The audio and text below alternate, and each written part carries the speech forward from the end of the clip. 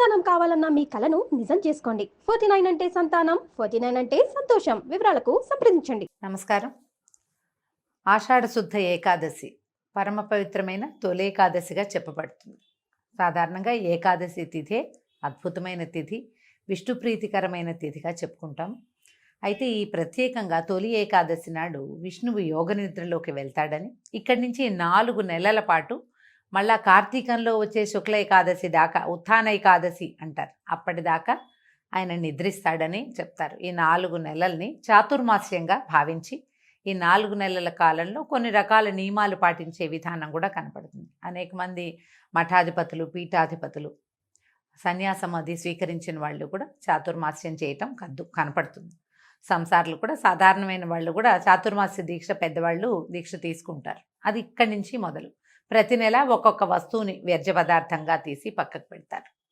వాళ్ళ పద్ధతి ప్రకారం చేసుకోవచ్చు. అయితే ఈ చాతుర్మాస్యంగా చెప్పబడే 4 నెలల కాలంలోనూ విష్ణుదేవుడు, మహావిష్ణువు పాతాళంలో ఉన్నటువంటి బలిచక్రవర్తి వద్దకి వెళ్తాడని ఇలాంటి ఒక కథనం కూడా కనిపిస్తుంది. మధ్యలో ఆయన పక్కకి తిరిగి పడుకుంటాడు. ఇప్పుడు యోగ నిద్రలో ఉన్న విష్ణువు పరివర్తన ఏకాదశిగా చెప్తారు. పక్కకి తిరిగిన ఏకాదశి కూడా ప్రత్యేకంగా.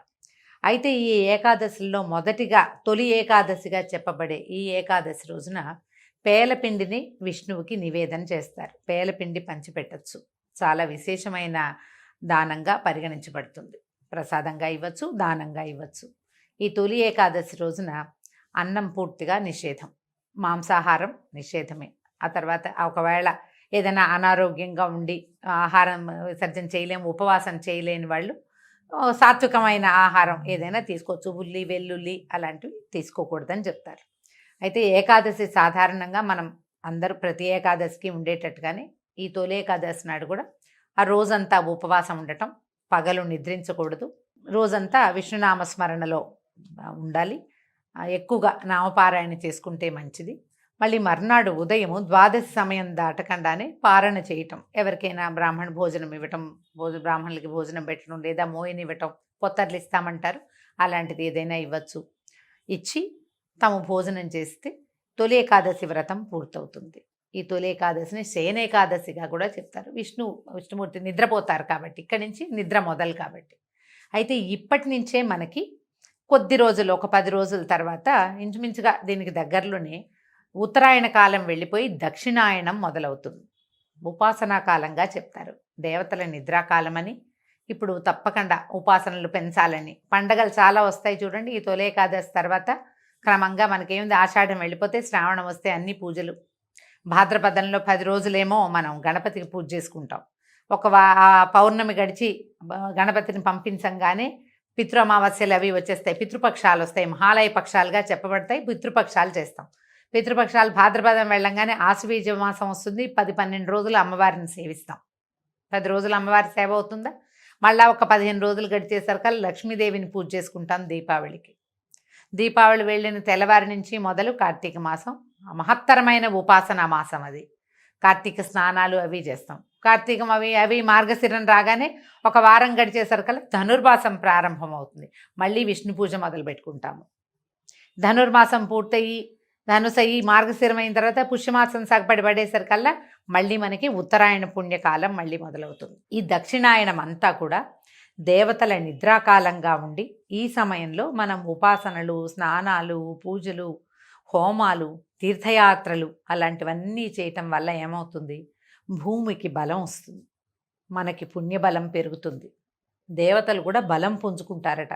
తర్వాత వాళ్ళు మనకి వరాలు ఇచ్చే కాలం ఉత్తరాయణం తర్వాత దేవతలు అత్యంత ప్రసన్నులుగా ఉంటారని ఇలా చెప్పబడి ఈ కాలం అంతా కూడా మనకి ఉపాసనా సంబంధమైన పండుగలే కనపడతాయి. దానికి ఆరంభమే తొలి ఏకాదశి. ఆషాఢ మాసంలో ఇంకా వేరే పండగలేం లేవు. ఆషాఢ మాసం శూన్యమాసం, ఖాళీ. కొత్తగా పెళ్ళైన ఆడపిల్లలు పుట్టింటికి వచ్చేస్తారు, అల్లుడు గడప దాటకూడదు, ఇలాంటి నియమాలు కూడా మన ప్రాంతంలో కనపడతాయి. అయితే ఆషాఢంలో ప్రత్యేకంగా ఆడవాళ్ళు గోరింటాకు పెట్టుకోవాలని, మునగాకు తప్పకుండా, అవిసె కూర, మునగాకు అవి తినాలని చెప్తారు. ఇవన్నీ కూడా సీజనల్గా చెప్పబడినవేనండి. ఆషాఢం తర్వాత ఏముంది, శ్రావణ భాద్రపదాలు వస్తాయి. శ్రావణ భాద్రపదాలు అంటే వర్ష ఋతువు, వర్షాలు వస్తాయి కదా. ఈ వానలు వచ్చే ముందు కాలం అంతా కూడా మనం మన గోళ్ళు, వేళ్ళు, చర్మం, పొట్ట అంటే మా గట్టుని అన్నిటి రెడీగా చేసుకోవడం కోసమే ఈ గోరింటాకులు పెట్టుకోవటము అలాంటివన్నీ. తర్వాత ఈ మునగాకు తినటము, మొరింగా అని ఇప్పుడు చాలా ఫేమస్ అయింది మునగాకు. ఈ మునగాకు కనుక తింటే ఏంటంటే గట్ ఫ్రెండ్లీ, అది మనకి శరీరాన్ని శుద్ధి చేస్తుంది.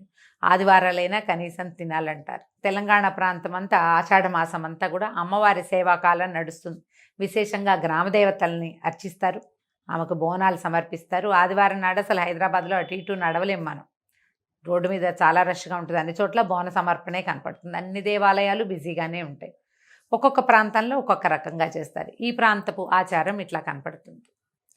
ఆంధ్ర ప్రాంతంలో ఇంకొక రకంగా అమ్మవారికి ఆషాఢ ఆదివారాల్లో అమ్మవారికి పెరుగన్నం ఇవ్వటం, గంగానమ్మకు పెట్టడము, అది కొన్ని ప్రాంతాల్లో కనపడుతుంది. ఈ ప్రాంతీయ ఆచారాల్ని మనం ఎలాగూ పాటిస్తాం. ప్రాంతాలకి అతీతంగా ఈ తొలి ఏకాదశి పండగని అందరము చేసుకుంటాం. ఈ రోజున తెల్లవారే స్నానం చేసి తలంటు పోసుకోకూడదండి. నూనె రాసుకుని స్నానం కాదు, తల కొంచెం కుంకుడుకాయతోటో లేదా కాస్త షాంపూతోటో తల రుద్దుకోవటం, తల కడగటమే. తెల్లవారే స్నానం చేయటం, పూజా పునస్కారం చేసుకోవటం, భగవంతుడికి పళ్ళు పాలు నివేదన చేసి దాంతోపాటు పేల పిండిని కూడా నివేదన చేసి, పేలాల పిండినే ఈ రోజున మనం ఆహారంగా తీసుకోవచ్చు. దాన్ని అందరికీ ప్రసాదంగా పంచిపెట్టచ్చు. దేవాలయ దర్శనం విశేషంగా చెప్తారు. తొలి ఏకాదశి నాడు మీరు ఏ దానం చేసినా అది ద్విగుణీకృతమైన ఫలితాన్ని ఇస్తుంది. దానం పుచ్చుకోని కూడా అనకూడదు. వాళ్ళు ఎవరైనా ఏమైనా ఇస్తే అబ్బాయి మేము ఇది తీసుకోండి అనకూడదు, తీసుకోవాలట తప్పకుండా.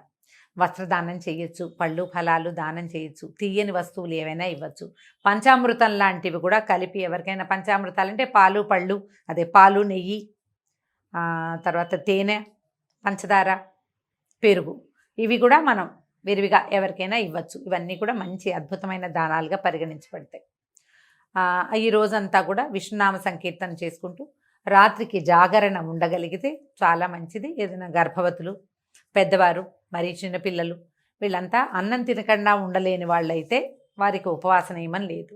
ఒకవేళ ఉండగలిగితే అన్నానికి భిన్నంగా ఏదైనా కొద్ది చిన్నపాటి ఫలహారాన్ని స్వీకరించవచ్చు. ఈ రెండూ లేకుండా ఉండగలిగే వాళ్ళు హాయిగా ఉపవాసం ఉండొచ్చు. భగవన్నామస్మరణ చేసుకుంటే మంచిది.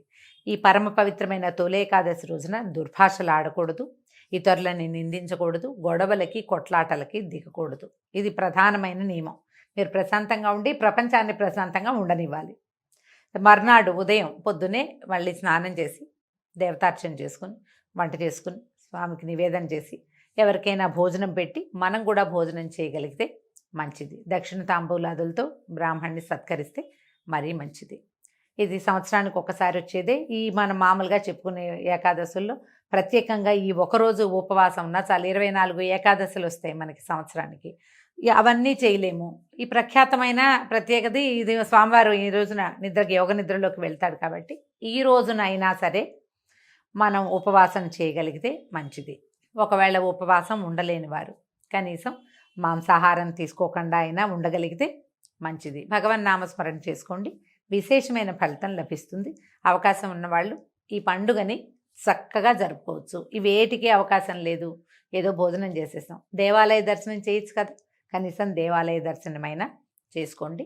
విష్ణునామ సంకీర్తనతోటి ఈ తొలి ఏకాదశి పండుగని చక్కగా జరుపుకుందాం. నమస్కారం.